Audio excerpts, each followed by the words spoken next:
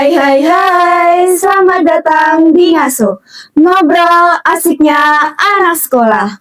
Hai, perkenalkan nama saya Airin Anasa Hairani dari kelas 10-2 dan teman saya Rizka Ramadhani dari kelas 10-2. Senang sekali rasanya bisa menyapa kalian lagi di sini. Siapa di sini yang kangen masa-masa SMA? Pas banget nih, karena hari ini kita kedatangan narasumber spesial dari alumni sekolah kita.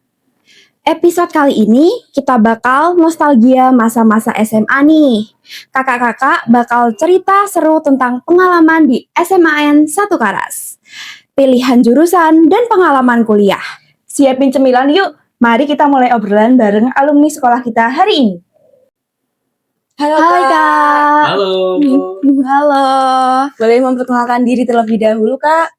Kenalin, aku Nikmah Putri Khairani dari Prodi Teknologi Rekayasa Perangkat Lunak Universitas Gadjah Mada. Oke, kenalin semuanya. Nama aku Fadil Abiardiansyah, bisa dipanggil Fadil atau enggak Fabi, dari UNS, dari Fakultas FISIP di Prodi Ilmu Komunikasi. Untuk Kak Fadil sama Kak Nikmah, alumni tahun berapa kalau boleh tahu? Oh, kita itu alumni tahun kemarin ya, dari 25. Berarti masih baru-barunya. Baru banget, hangat banget nih, fresh banget, bener. Kerasa vibes SMA ya? Ya, masih ke bawah. Jujur masih ke bawah deh. Kenapa Kakak milih kuliah di universitas itu? Boleh dari Kak Fadil dulu. Oke, UNS. Kenapa sih aku pengen ke UNS? Jujur, UNS tuh dari dalam listku sendiri tuh dulu nggak kepikiran masuk UNS. Karena goalsku itu dulu UGM. Ya ini sebelah aku nih, UGM.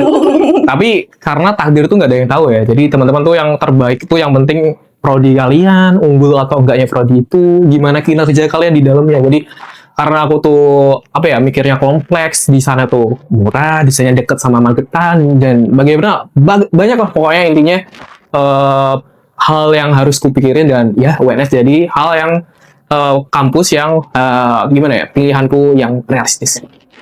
Jadi pilihan yang pertama itu UGM dan Betul. kedua UNS. Jujur UB pernah keterima juga yang mandiri, cuma aku lebih milih UNS karena prodinya lebih bagus di UNS gitu. Kalau Kak Nikmah?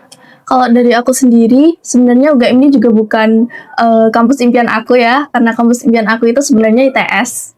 Tapi kenapa sih aku milih UGM? Karena memang di UGM itu ada jurusan Teknologi Rekayasa Perangkat Lunak. Kebetulan di ITS juga aku ambilnya Rekayasa Perangkat Lunak, tapi gak keterima. Jadi akhirnya aku mutusin buat daftar di UGM juga, terus keterima. Berarti pilihan pertama juga ya, bukan UGM? Ya, bukan. Rekayasa perangkat lunak itu gimana sih Kak? Rekayasa Perangkat Lunak itu kita tentunya belajar ngoding ya, tentang software gitu, software engineering. Jadi kita itu belajar tentang software di PC, di komputer, di laptop gitu. Belajar tentang IPA juga, itu masuknya saintek ya kalau teknologi rekayasa perangkat lunak itu. Berarti dulu Kakak ikut prodistik yang Prokomit? Iya, ikut. Bagian apa kalau boleh tahu? Prokomit V12 ya? Ya, kita V12. Kamu ikutnya V12. pas 2 kalinya itu apa cuma 1 kali? 3 kali. 3 kali malahan. Iya. Oh iya, yang 2 kali aku. V12 sama V13 itu aku ikut pemrograman Excel. Kemudian yang terakhir itu aku ikutnya Low Code Application Development. Kalau Kakak dulu? Aku sendiri tuh dulu tuh yang megang film. Jadi aku, Julian, sama Rani. Nah, itu bertiga tuh dari V berapa tuh ya? 12 ya? 12. 12 sampai 13 ya, mainnya kita film terus. Sekarang udah Prokomit 15, jadi udah Udah lama banget, tapi ya itulah. Alhamdulillah udah diterusin terus legasinya, jadi bagus. Kakak kan tadi ambil jurusan rekayasa perangkat lunak sama ilmu komunikasi. Betul. Kenapa milih jurusan itu? Dimulai dari siapa nih? Boleh siapa aja? Ifah dulu aja. Oke, kenapa aku pilih rekayasa perangkat lunak? Jujur aku dulu juga bingung ya mau pilih jurusan apa, tapi kemudian aku disaranin buat ambil prodi sesuai sama sertifikat yang aku punya. Jadi biar nanti pas daftar kuliah itu, daftar di univ itu sesuai sama sertifikat kita. Jadi biar peluangnya itu lebih besar juga gitu. Dan kebetulan aku juga passion di rekayasa perangkat lunak gitu. Berarti dulu pernah dapat juara ya Kak? Iya. Kalau boleh tahu juara apa? Yang pertama itu UNICEF Digital Skill itu bidang aplikasi mobile itu tim terbaik 1, kemudian Low Code Application Development itu juga juara 1 Procommit V14, kemudian terbaik 4 Final Project Appreciation V14. Keren banget. Keren banget sih, memang keren banget sih. Kalau Kak Fadilnya? Oke, karena kenapa sih aku milih Ilkom? Sejujurnya, ini kembali lagi, kalau Ilkom itu bukan pilihan pertama aku dulu. Karena aku tuh lebih suka ke HI, hubungan internasional. Karena aku nganggapnya bahwa ke internasional, jadi apa sih namanya itu? Apa sih namanya? Buat apa ya? Kalau buat apa sih berhubungan sama di internasional tuh? Lupa aku namanya. Intinya pokoknya aku lebih to the point ke HI karena aku ngerasa lebih serius. Kayak pandanganku tuh HI itu kayak keren, bahasanya kenceng, terus bahasanya politik, terus politiknya tuh lintas negara lagi gitu ya. Nah dulu tuh aku suka banget kayak gitu. Tapi sejujurnya ada beberapa dilema di situ karena kayak dulu karena penjurusan merdekaku itu bukan sosiologi, jadi aku nggak bisa masuk di hubungan internasional karena ya itu peraturannya gitu. Bukan peraturan sebenarnya, itu kayak linjur, kamu nggak bisa linjur sama jurusanmu karena dulu aku lebih ke ekonomi malahan. Padahal aku anak IPS banget gitu. Jadi karena dulu tuh nggak sempet atau bukan nggak sempet malah nggak ada chance buat masuk HI, aku SNBP milihnya malah sastra Inggris. Beda banget kan? Tapi tetap mepet-repet kan, masih Inggris internasional lah gitu. Cuma ya nggak keterima. Nggak keterima. Jadi ya aku mikir apa sih yang enak tuh ya Ilkom ternyata. Ya itu. Dan Ilkom tuh emang sesuai, mungkin emang bakat yang apa ya, passion yang emang aku pupuk dari dulu karena udah jadi ketua OSIS, udah ikut berbagai macam public speaking gitu. Jadi mungkin Ilkom memang mungkin ditakdirkan buat aku gitu, mungkin karena di Ilkom juga aku udah ngerasa nyaman dan mungkin ya cocok aja. Jadi dari dulunya dari SMA itu sudah sering public speaking gitu. Sudah, makanya itu Ilkom tuh emang prodi yang bagus, prodi yang general, speciality-nya tuh banyak, ada jurnalistik dan kawan-kawannya. Jadi ya itulah, Ilkom tuh general banget dan jujur UNS Ilkomnya bagus. Jadi rekomend. Untuk Kak Nikmah, jurusan kuliah ini apakah sudah jadi pilihan utama? Sudah, tentunya sudah, karena emang dari awal aku udah di ITS pun aku ambil rekayasa perangkat lunak gitu. Jadi ini udah sesuai sih. Jadi tujuan pertamanya udah langsung ketemu itu ya Kak? Ya. Ada nggak nih momen dari Kak Fadil sama Kak Nikmah yang berkesan saat SMA, terus pas masih keinget sampai sekarang? Banyak banget lagi ya. Banyak banget ya. Yang penting aja ya. Yang paling penting. Kalau dari aku kamu dulu. Terserah. Oke, aku dulu ya. Kalau dari aku pasti ya keluargaku yang di OSIS. Karena dulu tuh OSIS bener-bener my family, adik-adik, teman-teman yang sangat-sangat ku cintai. Kangen sekarang, ayo teman-teman, ayo foto yuk.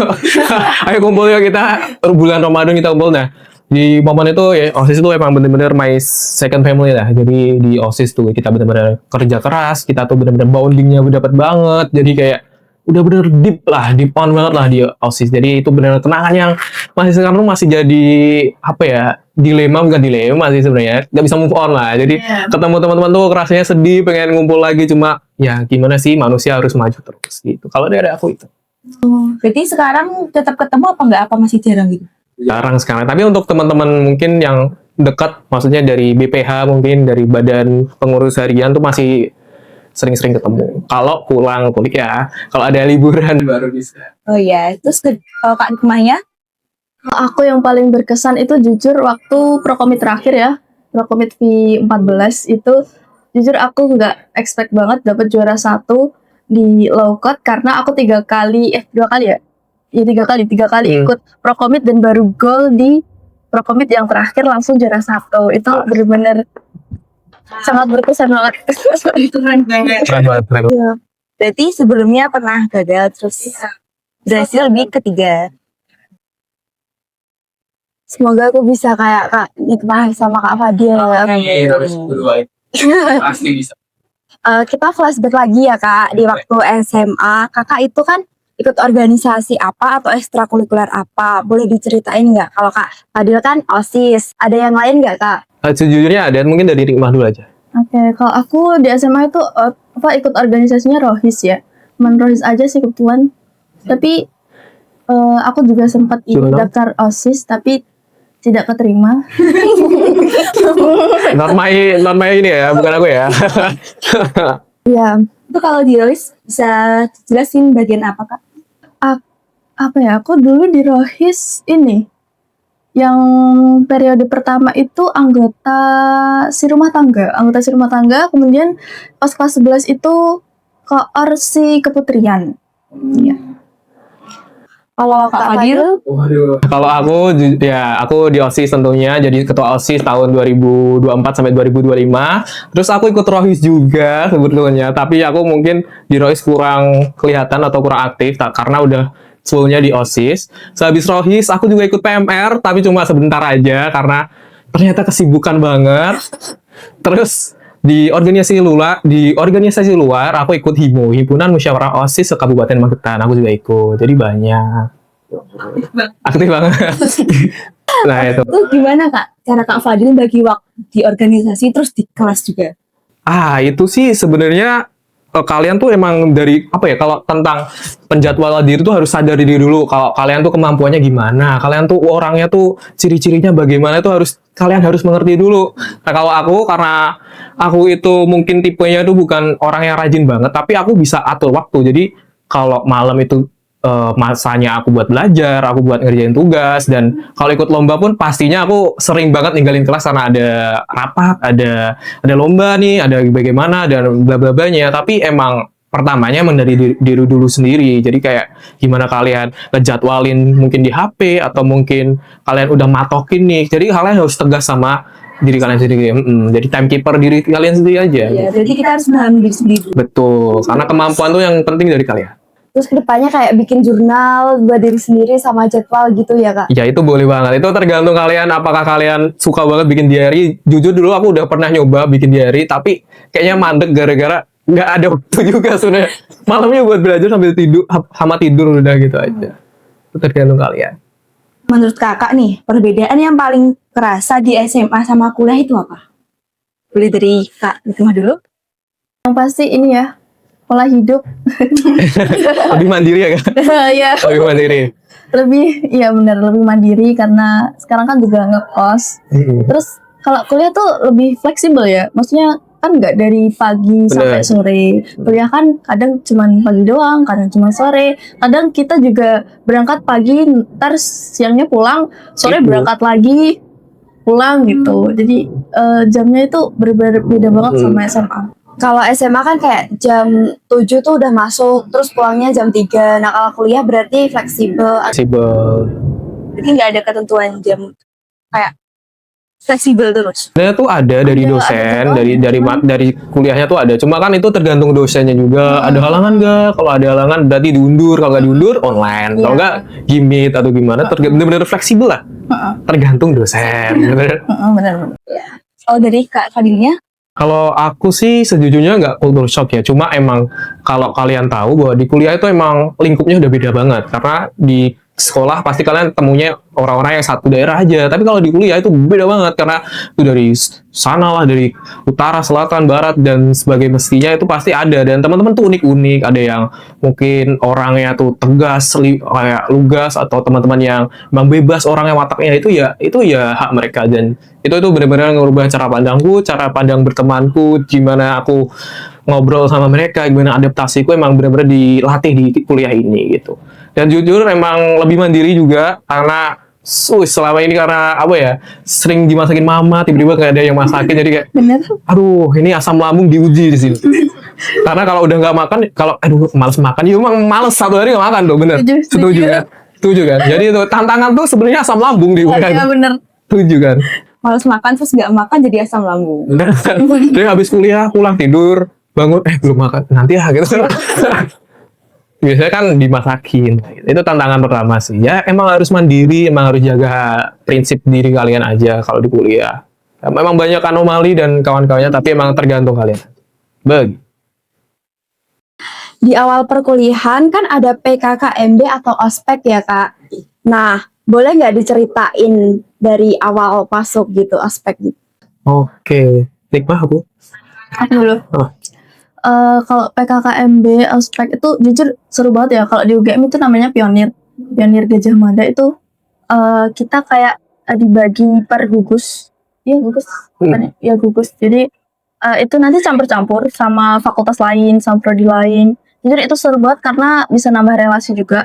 Terus kalau kebetulan di UGM itu ada namanya action plan. Abis tapi masih masuk ke pionir itu. Jadi kita itu kayak ada apa namanya? Kalau aku bilangnya ini KKN mini ya. KKN. Iya. Jadi kita kayak ngajar di SD gitu. Oh iya. Jujur itu seru banget. Terus enak juga bondingnya sama teman-teman UGM. Jadi langsung masuk itu langsung turun di lapangan gitu ya Kak.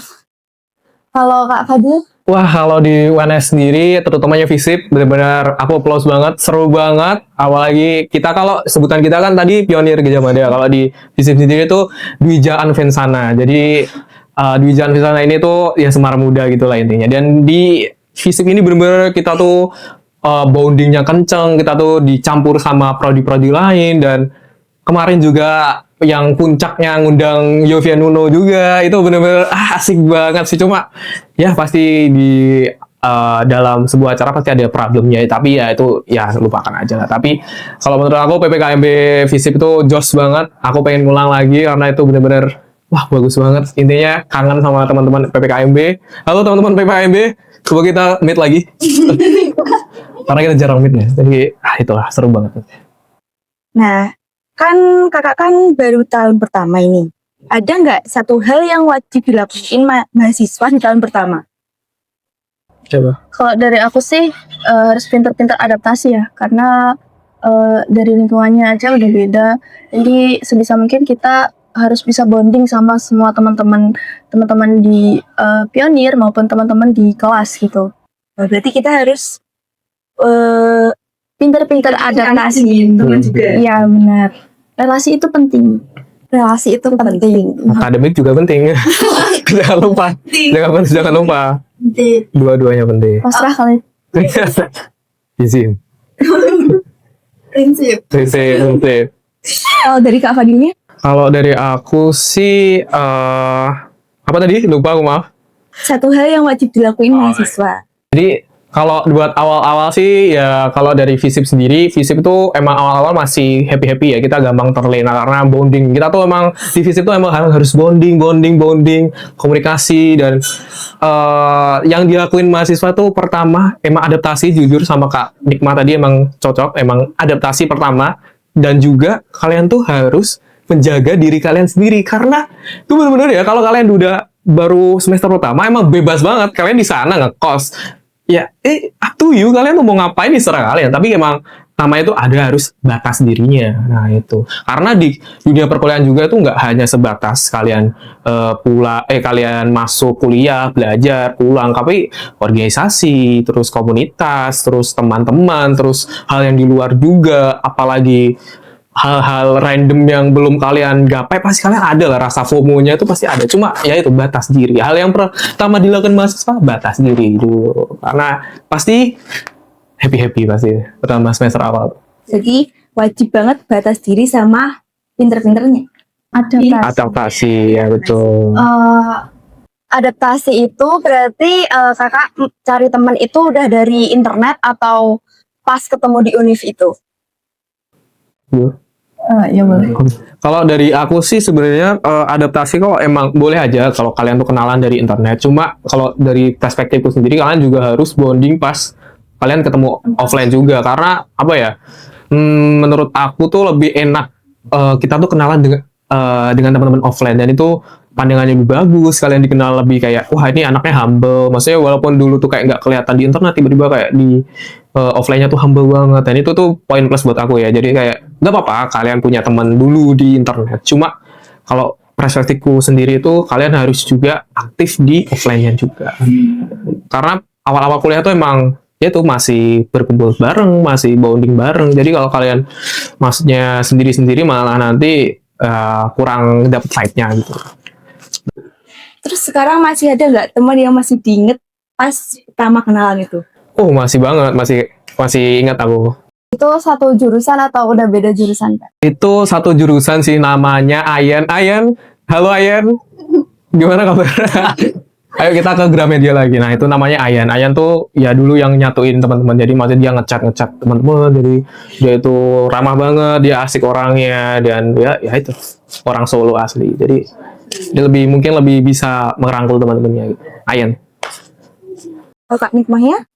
Kalau dari aku, jujur aku pertama kali ini ya, sebelum pionir aku udah ngechat duluan kayak yang satu grup gitu.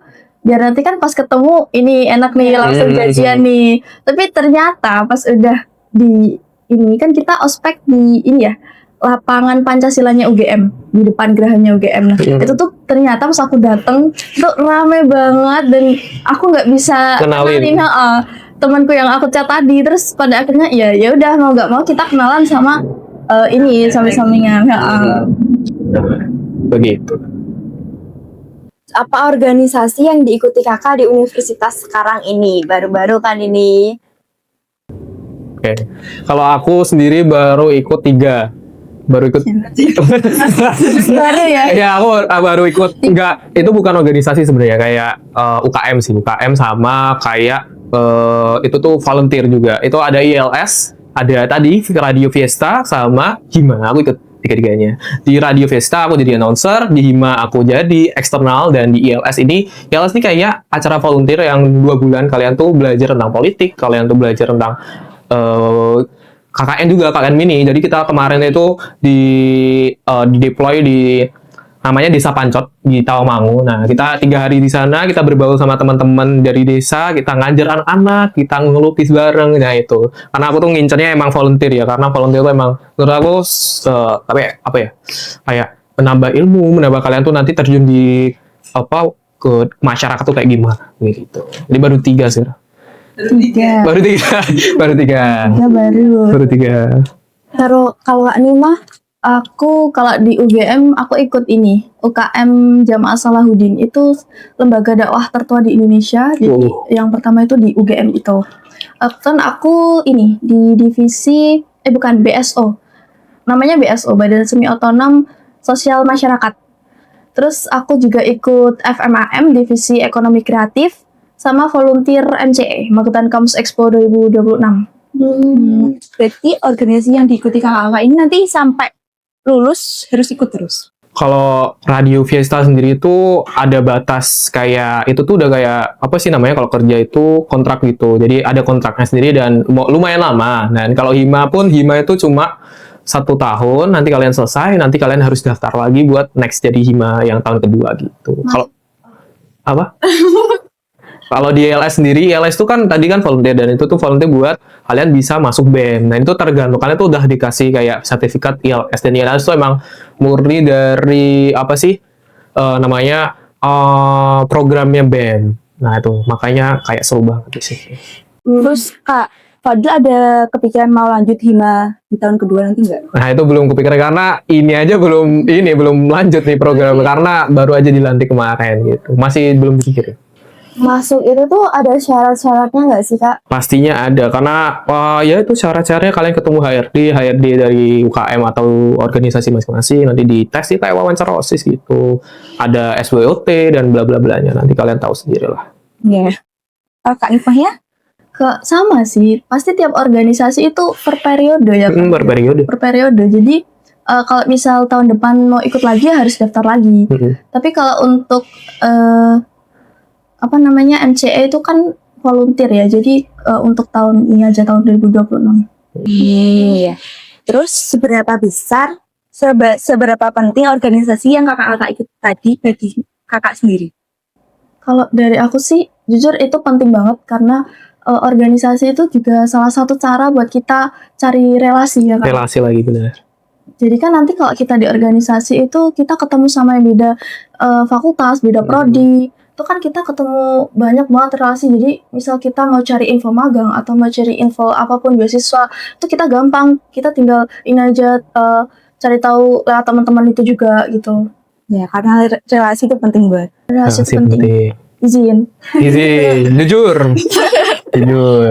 Kak Fadilnya? Kalau dari aku sih tentang UKM atau organisasi itu penting, karena jangan jadi mahasiswa kupu-kupu. Ya nggak apa-apa sebenarnya jadi kupu-kupu karena itu kan tergantung kalian masing-masing. Tapi kalau dari aku sendiri kalian tuh harus cari experience sebagus mungkin di UKM yang mungkin UKM-nya bisa menunjang CV kalian ke depan, atau organisasi yang udah bener-bener namanya baik dan ada peluang buat kanan kiri, dan bener relasinya tuh emang bagus. Kalau di LS sendiri relasinya tuh satu univ, jadi kamu ketemu anak Faperta, FK dan kawan-kawannya itu, karena itu emang kayak volunteer kepemimpinan gitu loh. Jadi mereka tuh ya ngedepanin kepemimpinan, ngundang-ngundang public figure yang gede-gede kayak menteri dan kawan-kawannya gitu. Jadi di situ tuh seminarnya emang bagus banget, dan project akhirnya yang tadi KKN Mini tadi kalau di itu. Nah kalau di Fiesta sendiri, nah itu aku masuk Fiesta itu biar emang CV ku bagus, karena Fiesta sendiri itu udah track recordnya bagus banget, dan alhamdulillah aku keterima di divisi utama announcernya, jadi itu face-nya. Jadi ya alhamdulillah, dan itu emang kayak nyambung aja buat aku, karena aku kan dari dulu ikutnya organisasi aja, kayak soft skill gue kayak kurang, jadi kayak mungkin aku ikut UKM radio ini buat nambah publik gue lebih bagus lagi, aku emang dapat sertifikatnya atau bagaimana dan sebagainya. Jadi karena dari dulu dari SMA udah ikut organisasi, terus di universitas juga mengembangkan lagi. Pasti kalian kangen kok kalau udah ikut organisasi tuh, bondingnya pasti kangen. Iya benar. Kalau udah jiwanya gitu ya kak. Bisa dilatih sebenarnya. Iya. Oke. Tantangan terbesar selama kuliah yang jarang dibahas orang itu apa sih kak? Coba. Kalau dari aku, tantangan terbesarku jujur ini ya, adaptasi di matkul karena aku linjur. Nah, Mampalku IPS banget di SMA, tiba-tiba aku ambil saintek. Jadi itu isinya matematika, kalkulus. Jadi kaget gitu ya kak. shocknya di situ mah. Lebih ke ini sih, itu adaptasi matkul. Terus cara kakak biar bisa itu apa? Iya, adaptasi ke matkulnya itu gimana? Aku deketin temanku yang pintar.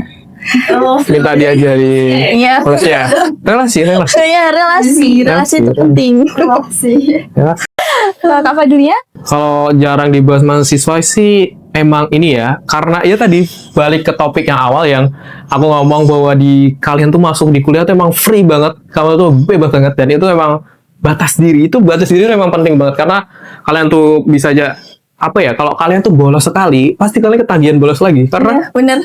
karena itu emang itu loh yang sering dilakuin mahasiswa tuh, misal kalian bolos matkul sekali ketagihan, kayak kamu ketiduran aduh satu kali nggak apa-apa kan. Kalau di kuliah tuh ada batas bolos ya, kalau di UNS sendiri 4, kalau di UGM berapa? 3. Nah itu ada batasnya, dan kalau kalian udah bolos sekali matkul masih ada 3 kesempatan kok, ada masih 2 kesempatan. Nah itu yang harus dijaga mahasiswa, kalian tuh harus disiplin, jangan ketiduran, jangan gadang, jangan nongkrong sampai jam 5 pagi, inget gitu. Terus kalau udah sampai 4 kali, 3 kali itu nanti ada konsekuensinya nggak? Ada, nggak lulus matkulnya. Iya. Berarti ngulang dari awal lagi ya? Yes, benar. Nambah matkul di semester depan. Iya. Iya gitu. Makin lama lulusnya berarti. Lama lulus ya? Enggak sebenarnya. Enggak sih. Iya, itu cuma satu Satu matkul aja, enggak semuanya. Oh. Oke, cuma yang Matkul itu aja. Iya. Jadi misal 1, 2 semester 2 kalian tuh cuma ada 8 matkul, karena kemarin ada yang ulang, jadi ada 9 gitu. Jadi, tambah. Ya itu malu sih sebenarnya. Masa sama adik kelas lagi kan, Iya, benar. harus pride lah. Terus kita boleh minta tips nggak kak yang sebaiknya disiapkan sebelum masuk dunia perkuliahan? Lingkuh dulu. Kalau dari aku tips, jujur ini penting banget ya. Skill bahasa Inggris dan public speaking itu wajib banget disiapin, karena menurut aku di semua prodi itu bakalan kepake banget skill public speaking sama skill bahasa Inggris itu. Terus skill public speaking itu biasanya bisa dilatih di mana? Presentasi kelas bisa ya. Presentasi Kalau kelas. kalian ada tugas atau ikut lomba-lomba yang ada presentasinya gitu juga bisa buat melatih mental.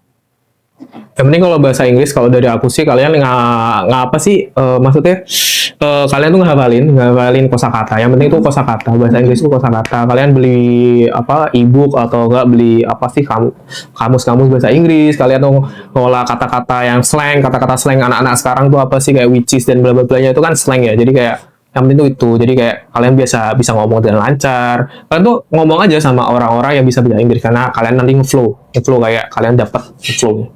Oh, berarti sama juga sama kayak Kak Nikmah. Apa ada lagi? Ada lagi, kalau aku menurut aku hal yang penting yang disiapin sebelum kuliah, pertama emang dari segi mental tuh harus kalian siapin karena kuliah itu emang 180 derajat tuh beda dari Benar. SMA. Jadi Setuju. kalau kalian masih membawa sifat SMA, nanti malah kalian tuh ketinggalan, kalian tuh malah apa ya? Kalian tuh ngerasa insecure, kalian tuh malah desperate di sana kayak, waduh, kenapa kok lingkungannya menekanku gitu. Padahal enggak, kalian tuh yang harus adaptasi, jangan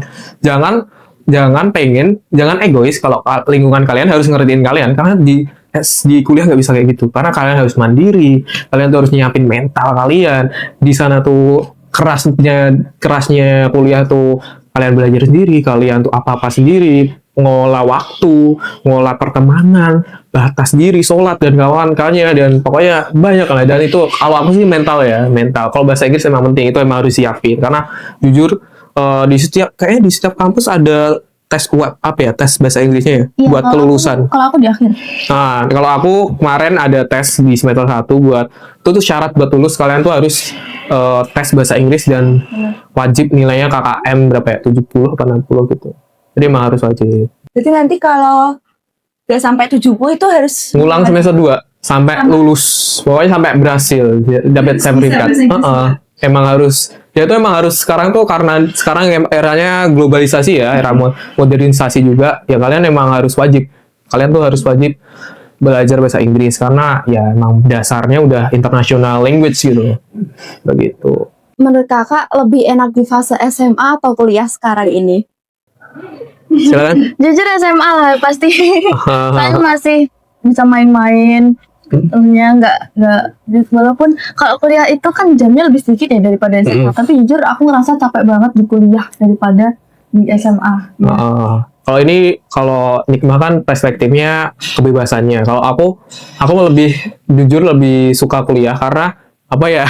Kalau menurut aku tuh karena aku tuh haus banget tentang hal baru. Jadi kayak di kuliah ini aku dapat perspektif dari orang ini, dari orang ini, dari ini, belajar tentang ini. Jadi kok kayak wah, enak banget ya. Jadi kayak aku tuh dapat hal yang harus didapat di kuliah ini tuh maksimal. Karena di SMA tuh mohon maaf nggak sampai segitunya. Jadi karena itu lingkupnya udah luas dan itu tuh udah kayak aksesnya tuh emang besar banget. Ya kalian harus manfaatin itu dan menurut aku itu yang nikmatnya kuliah tuh karena kalian tuh experience-nya gede, kalian tuh ngobrol sama orang-orang yang beda logat, beda bahasa, beda perspektif, beda pikiran itu tuh buat pengalaman hidup kalian tuh tinggi. Nemu hal baru gitu ya. Nemu hal baru bener banget karena setiap orang tuh harus adaptasi, harus belajar, harus haus tentang hal baru. Tuh kalau prinsip hidup aku. Iya. Tadi kan yang paling penting bahasa Inggrisnya. Iya. Berarti dulu kakak pernah bimbel di luar nggak? Iya. Enggak, karena aku tuh dari dulu emang suka banget bahasa Inggris karena dulu tuh dicekokin sama ayah aku, dicekokin. Dulu tuh lagunya emang kayak Bruno Mars, Lady Gaga. Nah dari situ aku mulai build up lah. Aku tuh nontonnya film Inggris, terus aku tuh lomba bahasa Inggris juga. Pernah dulu di SMP juara 3 gitu, juara 1, bla bla. Jadi emang adaptasi aja dan itu emang menurut aku sih emang dari film, dari lagu itu bisa menopang kelancaran ngomong kalian. Dan dari Roblox juga bisa sebenarnya. Sebenarnya ya, dari Roblox juga bisa. Kalian join ke server internasional, kalian nyoba ngobrol sama orang-orang sana, nanti kalian nge-flow. Jadi itu bahasa Inggris tuh nge-flow. Jangan ngobrol sama orang yang sama bahasa Inggrisnya kaku. Coba ngomong sama orang yang bahasa Inggris udah kayak ya biasa aja. Nanti kalian emang ke bawah aja, ke bawah arus. Berarti itu penting banget sama orang yang bisa bahasa Inggris juga. Iya, betul. Kayak menikmati gitu ya kak kalau kita mau belajar bahasa Inggris. Menikmati aja, jangan dibuat sepaneng. Itu dibuat kayak ya kalian tuh dulu tuh aku latihan, aku lihat kaca, aku ngobrol sama diriku sendiri. Jadi kayak aku tuh impersonate, aku tuh voice overing kayak semisal aku nonton Stranger Things lah apa ya sekarang Welcome at It to Derry lah gitu kan. Kalian mungkin jadi karakter siapa Derek gitu ya kayak I'm from middle. Jadi kalian ngobrol gitu, kalian tuh saling ngobrol sama kaca aja. Jadi karena kalian ya emang agak cringe ya, cuma emang di situ tuh titik balik bahwa ke-cringe-an itu bisa jadi kepedean kalian. Karena yang dibutuhin dalam bahasa Inggris itu emang pede pertama. skill apa yang didapat kakak waktu SMA dan membantu kakak di kuliah sekarang? Kalau dari aku ini ya skill apa namanya bikin aplikasi ya, karena kan kalau di Semagas dulu aku sering ikut lomba aplikasi mobile, terus Excel juga. Pokoknya pelajaran yang di Prodistik itu jujur ngebantu aku banget. Bahkan banyak yang keluar gitu di perkuliahan aku, jadi kayak pas kuliah tuh oh ini udah pernah belajar gitu, jadi masih aman. Berarti udah tahu basicnya di SMA terus ngembangin lagi di kuliahan.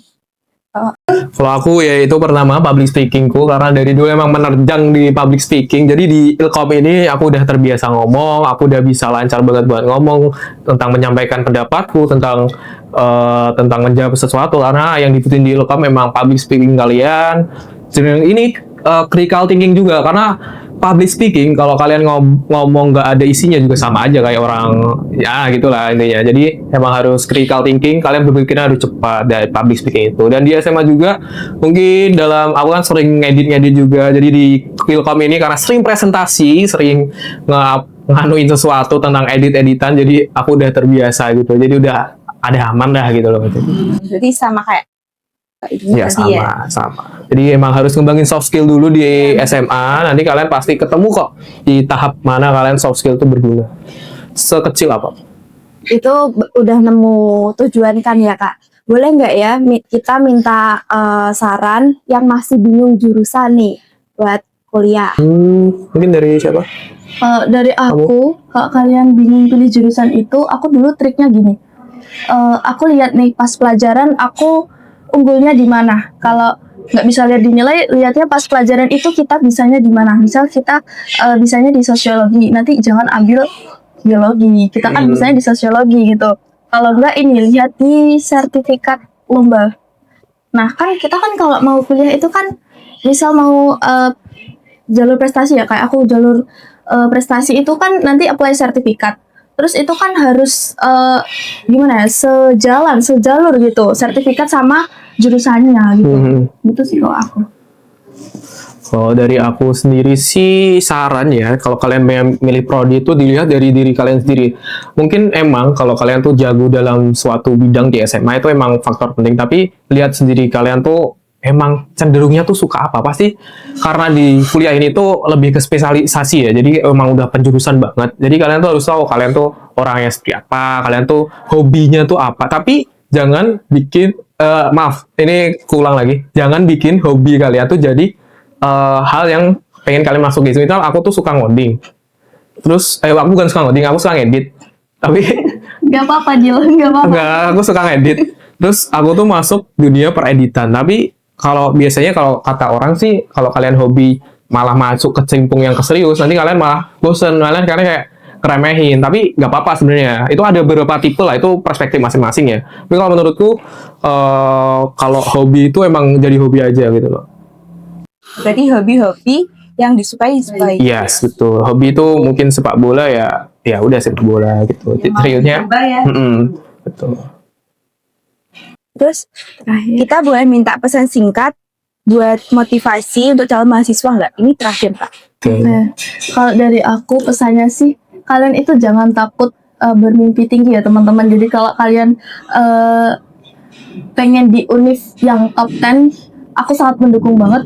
Silahkan kalian daftar di kampus impian kalian, supaya nantinya kalian itu juga nggak nyesel. Kalian itu jangan gimana ya, ibaratnya tuh terpaksa pilih univ yang notabene bukan impian kalian, tapi kalian nanti terus keterima, terpaksa ngejalaninnya, itu kan juga nggak baik buat kehidupan kalian selanjutnya.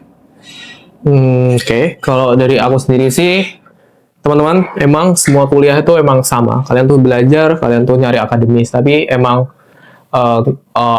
namanya experience tuh berbeda. Jadi kalian tuh wujudin apa yang pengen kalian capai, wujudin apapun yang kuliah yang pengen kalian impikan. Tapi juga di sisi lain kalian juga harus realistis. Kalian tuh harus tahu bahwa kondisi ekonomi kalian kayak gimana, kalian tuh punya apa sih rentang pemikiran bagaimana, kalian tuh punya ilmu yang bagaimana. Kalian tuh harus tahu apa sih batas itu, dan kalian tuh coba cari jadi diri kalian, cari apa yang benar-benar kalian dapetin dari situ. Karena mungkin emang impian itu idealis, emang impian itu hal yang emang kalau didapetin memang seneng banget. Cuma kadang realita nggak sebagus itu. Tapi jadi kalian harus nguatin diri kalian harus paham, kalian harus brave, kalian harus percaya juga bahwa takdir itu nggak sebagus itu dan kalian harus berjuang. Kayak gitu. Jadi itu pesan singkat dan motivasi dari Kak Fadil dan Kak Hikmah buat kalian yang masih bingung untuk pilih universitas atau jurusan.